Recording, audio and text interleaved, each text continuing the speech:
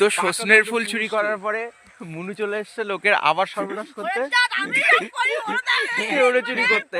এটা তো আরো পাক্কা বড় চোর, এ তো মানে লোকের গাছ ছিঁড়ে সর্বনাশ করে দিচ্ছে। দেখো এটা কি করবো, তোর মতো ভদ্র ও চুরি করতে চলে এসছে,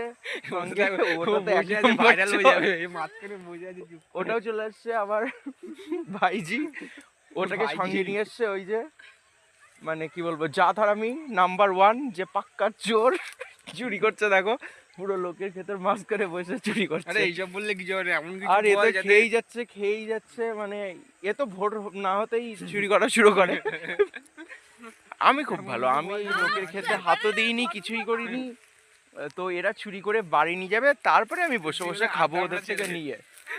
মানে ওরা চুরি করে বাড়ি নিয়ে যাওয়ার পরে চেয়ে খাবো, কিন্তু সবার সামনে আমি চুরি করতে পারবো না। এটা কি দেখেছো তোমরা, কখনো খেয়েছো? দেখো ওটা হলো বলদা মাথা, ও কি সব বলছে তোমরা নাকি খাও।